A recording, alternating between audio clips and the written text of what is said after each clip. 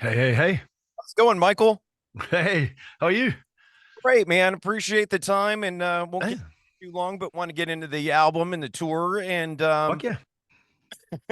dude, I think you could appreciate this reference, man. You know, Okay. I'm an old school Mad Max fan, and I think we're Oh, close enough in age where you remember Mad Max and the road fuck yeah. Beyond Thunderdome, and I always Yeah. thought that those were so cool, like sci-fi movies, but would never ever happen. But now over the last Um, couple years, I kind of feel like I can see a path for that happening, and I or think maybe even wanting it to happen. Yeah. I think you wrote the soundtrack for it though with the Oh, Endtime Signals. But I'm yeah. curious about this album and take me through it. I mean, obviously the world changed a couple years ago and screwed up bands in a big way. You would just kind of put out Moment Yeah. and world shuts down. And I know after doing an album, the creative juices, that creative cup kind of runs empty. How long did it take to kind of get those creative juices flowing again? And then with everything going on in the world, I'm sure that impacted the writing and everything going on personally with you. Yeah. I mean, yeah, back when Moment was released, it was really difficult, right? We had nowhere to go, no one to see, no one to play the album for, or be in a room with people who dug it, the way that we always do. So it was very, very frustrating. The way I dealt with it was to kind of form new bands and start other projects and stuff. But when we kind of came back to writing again, we toured as soon as things started going semi back to normal. We started touring, and we noticed that sure, things have changed, but maybe not for the better. And I think the what we discussed was like, hey, we went through this trauma together. We went through this global thing that everybody was affected by. Um, and it should have taught us something maybe about empathy and how we care for our fellow human beings.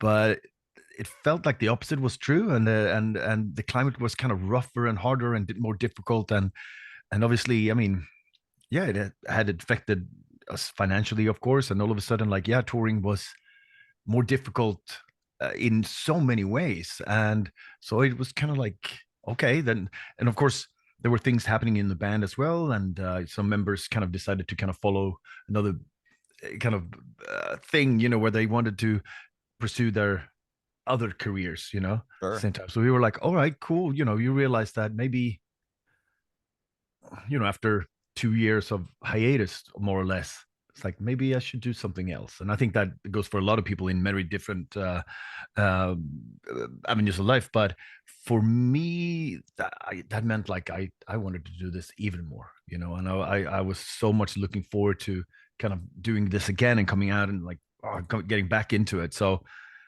after a bit of touring, we decided like, okay, now we sit down and we start talking about where to go next and how we write a new album and how important it has to be, Yeah. because it's pretty much like part of us is now a kind of like a new band. We have a new kind of core writing structure or writing people, Unit. with Martin and Johan, who now kind of writes all of the material. And all of a sudden, like, that opened up kind of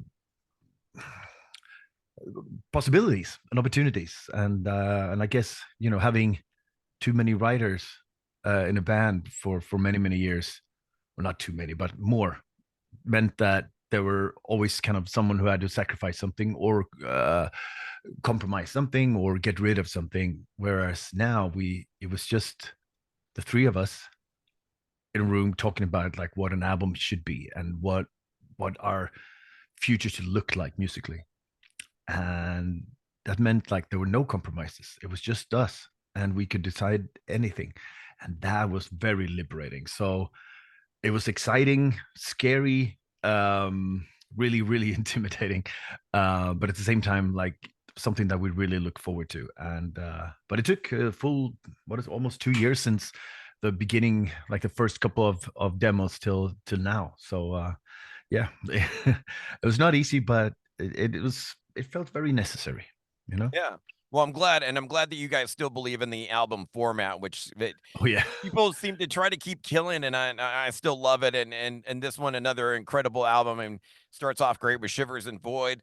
One of Us Is Gone, The Last Oh, Imagination. I think my yeah. favorite though, and the one I've been playing the most on the radio is Not Nothing. Oh, cool. All right. Yeah, that was one of the later songs where we went like, how do we do this? We love the chorus, we love that really heavy part, but there's this kind of vulnerability that we just couldn't get right for a long time. But it really feels good that we made it happen, and we actually played it live a few times this summer already, and it felt awesome. So yeah, happy you liked it. Thank you. Yeah, I mean, one of the things I love about your band, and you've been doing for a while now, and it continued on this album, was the clean singing mixed in with obviously the death metal Uh, style vocals. But I think that's so important because it can get death metal can get so complacent, or maybe that's not the right word, but it can get so the same after a while if you just keep hearing the uh, same thing. And when you mix in the uh. clean with it, it adds so much more dynamic to it and kind of keeps you on your toes so much more as a listener. Yeah, and for me, it's always been a part of the expression. Like, what do you want to say? What do you want to project? Like what emotions do you want to express? And as much as I love, just screaming my head off and going all in with just like the furious nature of death metal, but it also, we always felt like we wanted something else. Like, so even back in '93 on our first album, we used a lot of like kind of clean vocals, and we had a ballad that is kind of similar to what is on this album even. So at the time it was not really well received or accepted, but it was something that we felt was needed to kind of, yeah, feel different, but also kind of prove that death metal can be more than just the kind of the rawest of anger and frustration, you know. Yeah. And I think the contrast means that you'll get even more out of it, you could, yeah, talk about more honest stuff and more real stuff than just like constantly, Multitude of emotions instead of just one. hey, yeah, it's a good way of putting it. Well, I'm looking forward to seeing all these emotions get expressed coming back to the US of A. And we got you at the Echoplex coming up here on September the 15th, out with Yeah. Amorphis and Fires Yes. in the Distance. Talk to me. I'm Yes. imagine old friends with Amorphis. Oh yeah, yeah, yeah.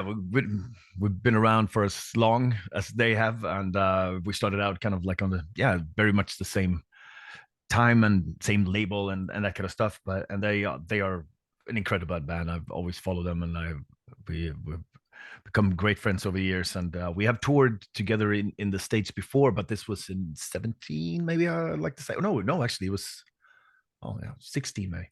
Um, and we've been dying to do it again. We talked about it all the time, like that it should happen, and now it is. So and they have kind of really grown as a band, I feel, since last time, and so have we. So I think this is going to be incredible, and yeah, I'm very much looking forward to it. We have a few more days at home, then I have some shows here in Sweden, and then we leave. We just got back from the summer touring here, so we are very much ready.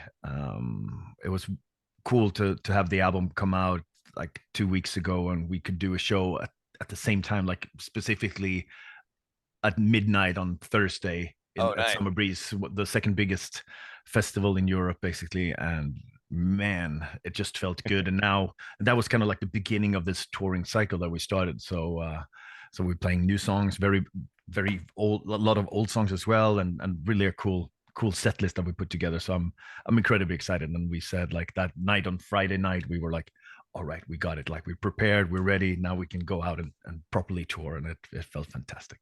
Yeah, I was curious how many the new songs are you going to be sneaking into the set? Three, four, five?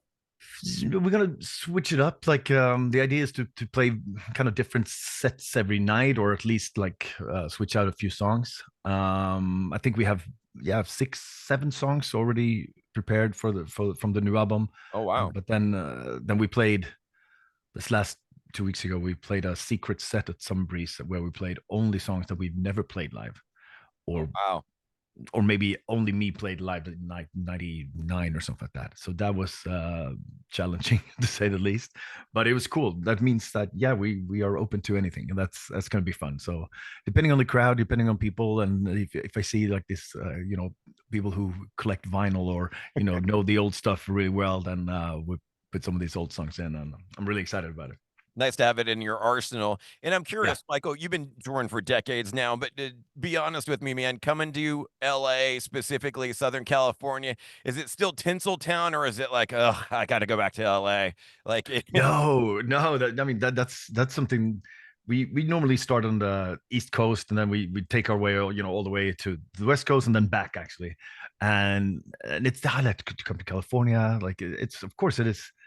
It's a mythical place still for us, even though I've been there a million times. But I love it, and it's cool. And the Echoplex is cool. Like that's around Echo Park area, and we played yeah, there with my other band, Halo Effect, like 6 months ago or something like that. And I really like that venue, so it's going to be cool. And there's a lot of friends that I am looking forward to the meeting, and also actually some of the new guys in the band haven't been there in a very long time. So I'm looking forward to kind of vicariously through them, seeing it through their eyes. experiencing it for the first time. Yeah. Yeah, curious, is there any sort of thing like when you come through SoCal, is there any food or drink or restaurant that you have to go to? Is it like I got to get some good Mexican food while I'm here or anything? Of course. I mean, and yeah, there's always like new breweries popping up that I look Yeah. forward to trying out, and yeah, and of course, yeah, that's also one of the highlights of touring in America or anywhere, just like finding those new places that wasn't there before, or that you love and you can't wait to get back to. And that's something that we do in the mornings on the tour bus before we arrived. Like we map out, like, where are we going today, like where are we having lunch, where are we having dinner, where are we drinking. Yeah. And it's awesome. And I mean, there's a, yeah, you could, we I would love to have spent way way more time in LA area with the band and just hang out to enjoy, really enjoy it, and get to know it. But yeah, we'll be coming back as always. Well, speaking of coming back in the pandemic, and you had touched on it a little bit ago, playing the Echoplex more recently, and my friend Andrew would absolutely murder me if I did not bring up the halo effect, which was one of those things that kind of started out of boredom during the pandemic, right? Yeah. Yeah, we started a bit earlier. We started thinking about it earlier, but then once the pandemic hit, I was like, yeah, can actually happen. Otherwise, I don't think it would have. So it was, yeah, I was just sitting here, basically here with the microphone where I am right now, going like, okay, send me some songs. Let's see what we can do, and for me, it's mostly about hanging out with old friends. Like we knew each other in the early '90s, and we've always been friends. And kind of this was the opportunity to kind of work together in a different capacity. Or basically, we said like, just let's go to the studio and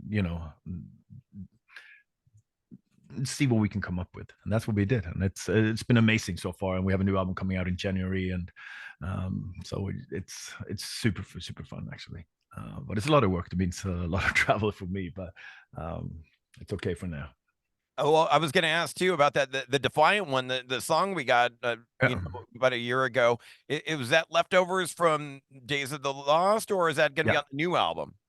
that was leftover. So we Ah, just, because we decided to push the album so that it comes out after the DT album. So which meant like we just put out, yeah, some spare songs that we had left over. So everything is new on the new album, which is and it's amazing. Like I'm really proud of it. interesting, and we got that coming in January. Yeah. Interesting, okay, looking Mhm. forward to that. Cool. Michael, appreciate all the time. Last thing I got for you, Hey. we are an old school radio station. We do a feature called Nice. Mandatory Metallica every night at 10 PM, Okay. and I've been having this little Metallica debate, and I wanted to get your opinion on it. Ooh. Okay. My buddy and I are debating their greatest thrash metal album ever, and we come down on opposing sides, so I wanted to get your take. I imagine you're a Metallica fan. Of course. All right, so, we're coming down on, album 2 versus album 3. My buddy says Ride the Lightning, where I say Master of Puppets. How say you out of those 2? Ooh. I mean, Master Poplar is flawless, but Ride the Lightning means more to me.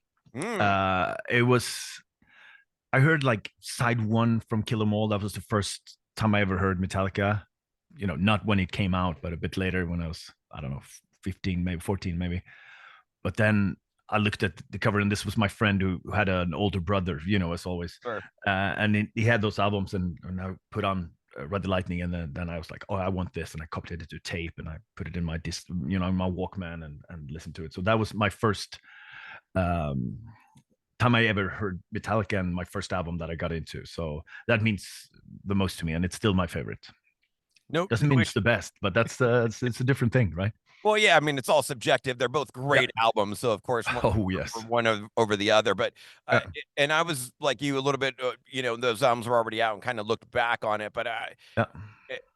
I don't know, the production on Ride the Lightning always kind of bugged me a little. Yeah. Yeah. Little. I mean, I guess it's supposed to be dirty and thrashy, but I felt like it could have sounded so much better, like it did on Master of Puppets. Oh yeah, for sure. Fleming Rasmussen too, and yeah, it's but for me, I was so into kind of like speedy thrash and speed metal and thrash metal at the time, and I thought like Master Puppets went on too long. Come on. No, I was just, Only I 8 was trying songs. to become a guitar player at the time, and try figuring out how to play melodies and solos, and Metallica didn't have any. So I remember even when Justice for All came out, and I was like, oh man, no, I can't stand this. It needs to be a ton more stuff going on here, for me. But that was the face. Well, I think Injustice caught everybody off guard, Oh yeah. and then the next album really caught everybody off guard. Oh yeah. Yeah, Oh yeah. Very much so. Holy shit. But it's always fun to get into Metallica conversation. Everybody has like a different kind of spin on it, and like, oh, and or where you discover it the first time, and how it's important to you. It's one of the greats, so, of course. totally. Now the hard part, one last Metallica thing, just to put a button on Okay. it. What Metallica song can we play for you on Mandatory Metallica? Ooh.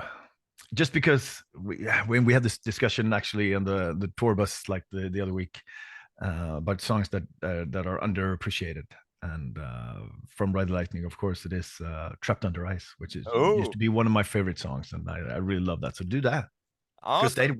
they won't. Yeah, I was gonna say, I hear they hate that song. Yeah, they never played it, right? Yeah, that was like their attempt at a radio song back in the day. Yeah.